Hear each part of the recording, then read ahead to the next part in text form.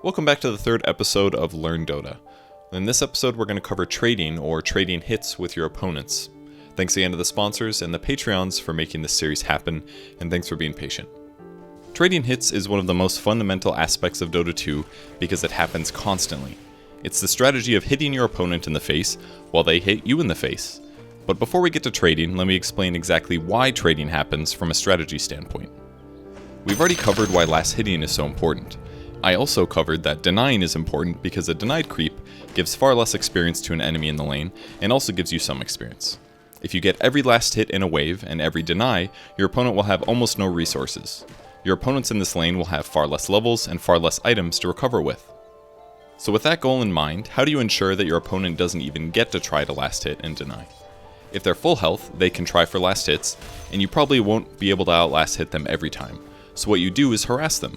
If you harass them, or attack them when you have these opportunities, you lower their health slowly until they don't feel safe attempting last hits and denies. And then you get full control of the wave and can get all the last hits and denies. To counter this, your opponent will use regeneration items to heal through the damage taken. This keeps them full enough on health that they feel comfortable continuing to attempt last hits and denies.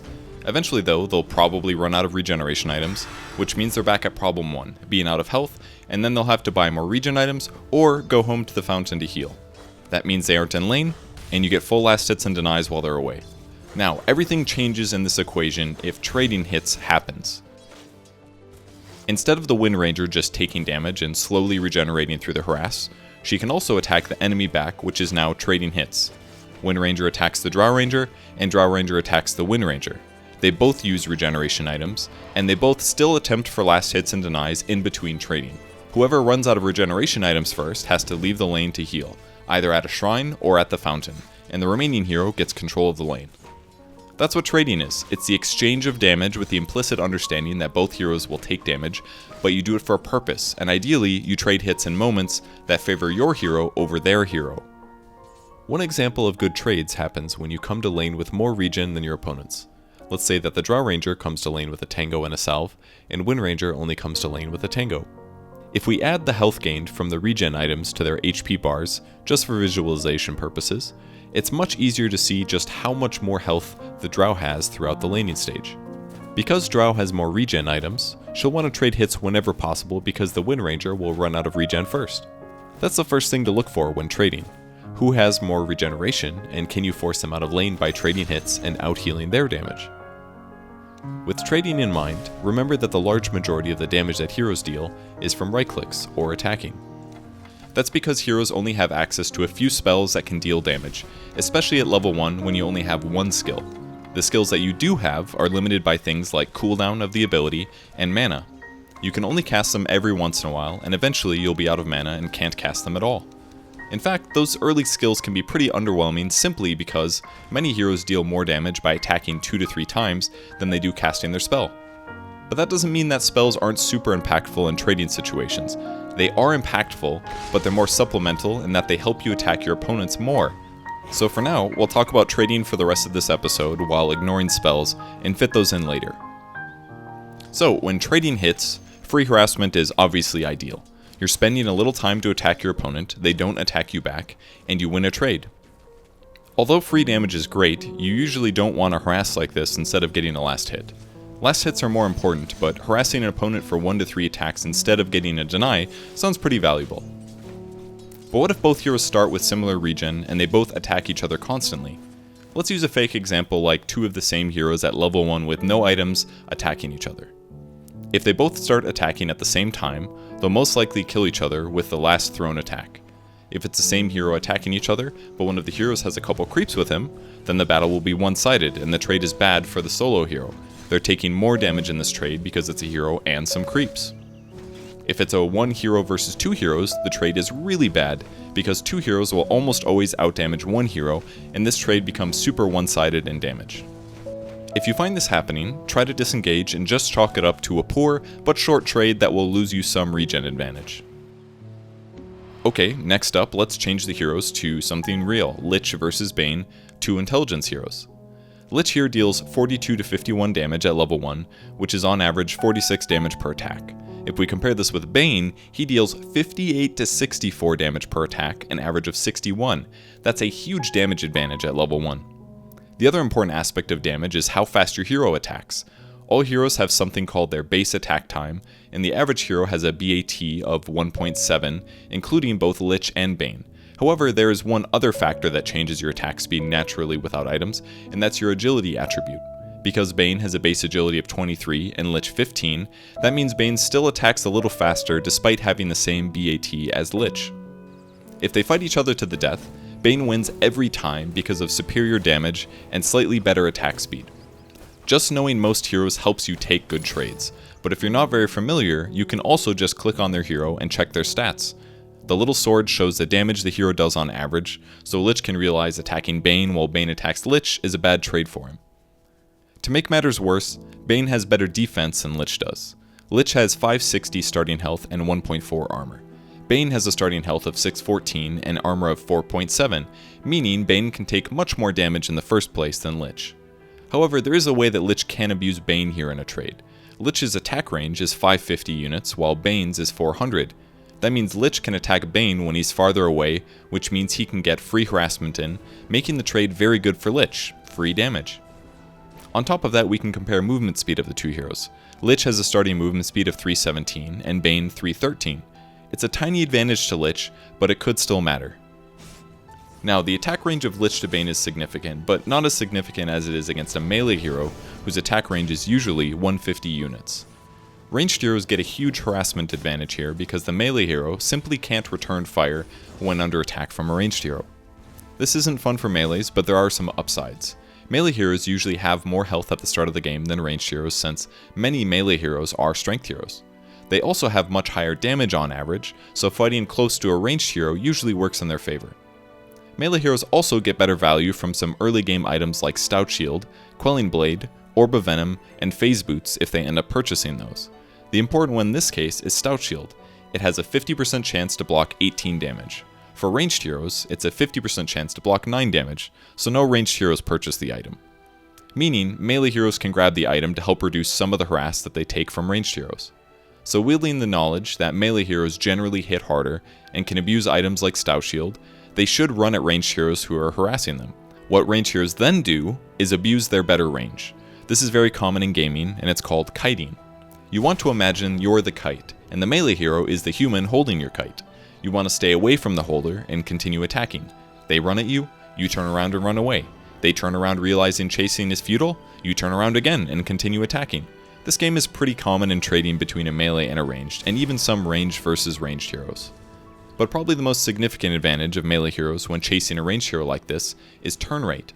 When a ranged hero kites a melee hero like this, they attack, turn and run away, then turn around to attack again.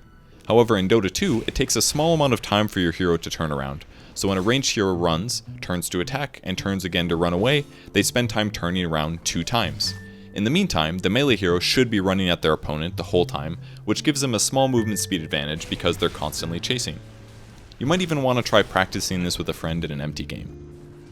It becomes a bit of a mind game sometimes, but it's a good thing to be good at because it could lead to you, as a melee hero, getting equal attacks off with the ranged hero, leading to a really advantageous trade. If you deal Beastmaster level damage, and you have a Stout Shield, and hit a Lich equal times in trading hits, then Lich is going to take way more damage in the trade. Alright, back to items a bit and 2 Liches hitting each other. What if they don't have equal items?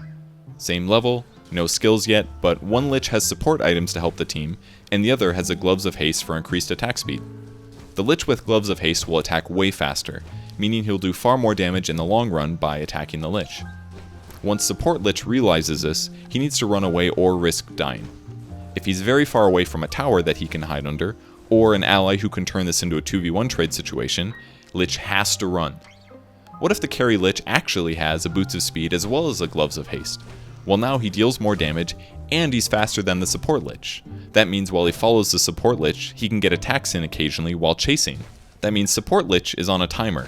Can he run to the safety of a tower or ally before carry Lich kills him?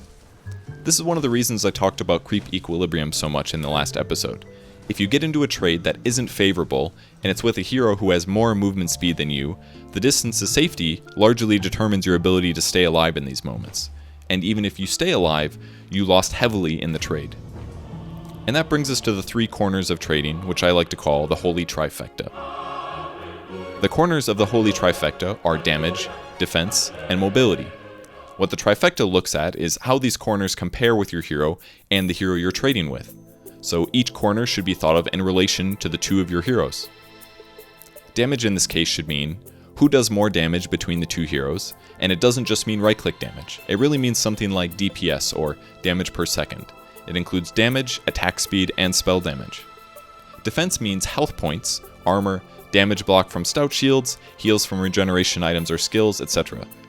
It means who has more survivability from damage, and crossed with the damage pillar, who will die first in a fight to the death. Mobility covers things like your speed versus theirs. Do they have boots of speed and you don't? Can you slow them with a skill so that they're far slower than you? It also covers things like an attack range advantage, like a ranged hero versus a melee. Okay, let's do some hypotheticals and match it with in-game decision making. Let's say I'm in a hero matchup where I lose on damage and defense, but I have a huge mobility advantage. That's easy, we already covered it. That's like Lich versus Doom. He deals more damage, he has far more health, but I'm faster, so I'm going to abuse my mobility to attack him until he dies. If we take this fight in a giant open map, I will eventually kite Doom to death, period. But we're talking about the laning stage here. If Doom realizes he's at threat of dying, he'd walk back to tower or to an ally, so scoring a free kill isn't as straightforward. On the regular Dota map, it's also not completely open. Doom would try to get me to make a kiting mistake that lets him get close enough for damage, say by obscuring his location by walking through trees, or he'd try to regen off the weak damage by purchasing a stout shield while continuing to get last hits and denies. Then later, when he's gotten enough last hits, he purchases a boots of speed that makes his mobility higher, and then Lich can't kite as well. To cover the other version of this situation, let's look at one where there isn't a ranged advantage, just a movement speed one. It's 2 melee heroes, you're the one with huge damage and defense advantage, and they have mobility advantage. Let's say they just grabbed a haste rune, for example. In these moments, it's important to realize that you're stronger. Yes, they can run circles around you, but unless their friends are coming, they shouldn't be able to hit you without you hitting back for more damage. And if they commit to hitting you like this without realizing your damage advantage, you will kill them first. It's just important in trades like this that you fight back instantly instead of getting scared. If you hesitate in attacking, by the time you do fight back, your defense might be too low to give you the time to kill your enemy first. Okay, new situation. I have defense advantage, but I'm on equal damage and mobility. Let's say in this case, my defense advantage is that I have 5 more armor at the start of the game than my opponent. In the case of the laning stage, this means I should just trade a lot of hits with my opponent, because I know I'll be taking less damage than they will, and even if I do get them low in health, I'm not faster, so I won't be able to secure a kill easily. But if I trade hits enough with this advantage, and they run out of regen sooner, then I get free farm of last hits and denies, so I win the lane. I could also take this in a different way. Instead of spending 200 starting gold on Stout Shield to give me a further trade advantage, I could instead spend 275 gold on an Orb of Venom. For melee heroes, Orb of Venom applies a 12% movement speed slow when enemies hit, and deals 5 damage per second for 3 seconds. This means that it gives me a slight damage advantage and a slight mobility advantage. When I trade hits with Orb of Venom instead of Stout, I'm taking slightly more damage because I don't have a Stout Shield, but if I ever fight them far from the tower, they have to retreat earlier because they know I can chase longer. Knowing when to retreat from a trade is super important in Dota 2. In case you haven't figured it out yet, mobility is in many ways the most powerful corner of the Holy Trifecta because it gives you more control of outcomes in the game. Mobility advantage lets you pick when to initiate and chase opponents, and it lets you run away when the fight or trade looks poor. If you're in a Dota game and you have enough items and levels to control all 3 corners of the trifecta, then you should be unstoppable. You outdamage your opponents, you have lots of defense capabilities, and you're mobile enough to choose when to engage. You can even choose to escape if your opponents engage you in a bad trade, like a 3 versus 1 where their damage is actually higher than yours. With the laning stage and the trifecta in mind, consider how important your first few items are. Your starting gold is extremely important for determining the outcome of the first few minutes of the game. The gold you spend immediately afterwards is also extremely important. Do you spend gold on a regeneration, like a fast ring of health, knowing that your opponents have better mobility and damage than you? In this way, you pump up your defense to help offset their damage and mobility advantage. Perhaps you secure a fast boots of speed so that your mobility is superior, and then you upgrade your boots of speed into a phase boots to give you better damage for last hitting and for attacking enemies.